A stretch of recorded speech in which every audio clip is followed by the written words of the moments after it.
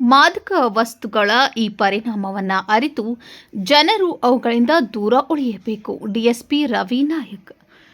ಅಂತಾರಾಷ್ಟ್ರೀಯ ಮಾದಕ ಪದಾರ್ಥ ಬಳಕೆ ಮತ್ತು ಅಕ್ರಮ ಸಾಗಣೆ ವಿರೋಧಿಸಿ ದಿನಾಚರಣೆಯ ಅಂಗವಾಗಿ ಗೋಕಾಕ ನಗರದಲ್ಲಿ ಜಾಗೃತಿ ಜಾಥಾ ಹಾಗೂ ಹಲವು ಸಭಾ ಕಾರ್ಯಕ್ರಮಗಳು ನಡೆದವು.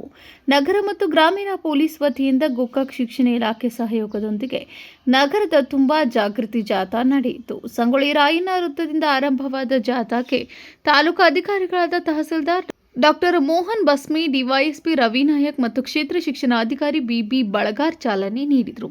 ನಂತರ ನಗರದಲ್ಲಿ ದಾರಿಯುದ್ದಕ್ಕೂ ಘೋಷಣೆ ಕೂಗುತ್ತಾ ವಿದ್ಯಾರ್ಥಿಗಳು ಹಾಗೂ ಅಧಿಕಾರಿಗಳು ಬಸವೇಶ್ವರ ವೃತ್ತದಲ್ಲಿ ಜಾಥಾ ಮುಕ್ತಾಯಗೊಳಿಸಿದರು. ನಂತರ ನಗರದ ಜೆಎಸ್ಎಸ್ ಕಾಲೇಜಿನಲ್ಲಿ ನಡೆದ ಕಾರ್ಯಕ್ರಮದಲ್ಲಿ ಡಿಎಸ್ಪಿ ರವಿ ನಾಯಕ್ ಮಾತನಾಡಿ, ಕೇವಲ ಮಾದಕ ವಸ್ತುಗಳ ಸಾಗಣೆ, ಮಾದಕ ವ್ಯಸನಿಗಳ ವಿರುದ್ಧ ಕ್ರಮ ಕೈಗೊಳ್ಳುವುದೇ ಪೊಲೀಸರ ಕೆಲಸವಲ್ಲ.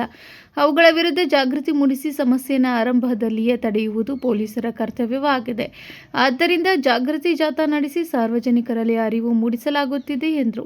ಸಾವಿರಾರು ಯುವಕರು ಮಾದಕ ವಸ್ತುಗಳ ವ್ಯಸನದಿಂದ ಪ್ರಾಣ ಕಳೆದುಕೊಂಡಿದ್ದಾರೆ.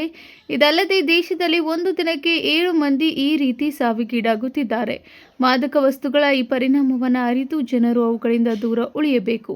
ಅಲ್ಲದೆ ಜನರಲ್ಲಿ ಜಾಗೃತಿ ಮೂಡಿಸುವ ನಿಟ್ಟಿನಲ್ಲಿ ಜಾಗೃತಿ ಜಾಥಾ ಹಾಗೂ ಇತರೆ ಕಾರ್ಯಕ್ರಮಗಳನ್ನು ಹಮ್ಮಿಕೊಳ್ಳಬೇಕಿದೆ ಎಂದರು. ಕಾರ್ಯಕ್ರಮದಲ್ಲಿ ಕ್ಷೇತ್ರ ಶಿಕ್ಷಣಾಧಿಕಾರಿ ಜಿಬಿ ಬಳಗಾರ್, ನಗರ ಪಿಎಸ್ಐ ಕಿರಣ್ ಮೋಹಿತಿ, ಗ್ರಾಮೀಣ PSI K ಅಂಕಲ್ಗಿ, PSI Yamanappa Maang, ಕಾಲೇಜಿನ ವಿದ್ಯಾರ್ಥಿಗಳು, ಶಿಕ್ಷಕರು ಹಾಗೂ ನಗರ ಮತ್ತು ಗ್ರಾಮೀಣ ಠಾಣೆಯ ಪೊಲೀಸ್ ಸಿಬ್ಬಂದಿಗಳು ಮತ್ತಿತರರು ಉಪಸ್ಥಿತರಿದ್ದರು.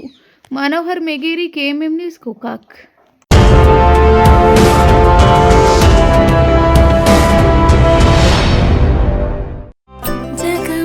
ಜಗಮಗ ಹೊಳೆಯುವ ಕಣ್ಣುಗಳು, ಹೃದಯದಿ ಹರುಷದ ಅಲೆಗಳು. ಬಂದಿದೆ ಶುಭಗಳಿಗೆ, ಪ್ರೀತಿಯ ಗಳಿಗೆ, ರೇಷ್ಮೆಯಲ್ಲಿ ಸುತ್ತಿದ ಸ್ವರ್ಣಗಳಿಗೆ. BS Channabasappa and Sons, The Textile Mall, Tilakvadi, Belagavi.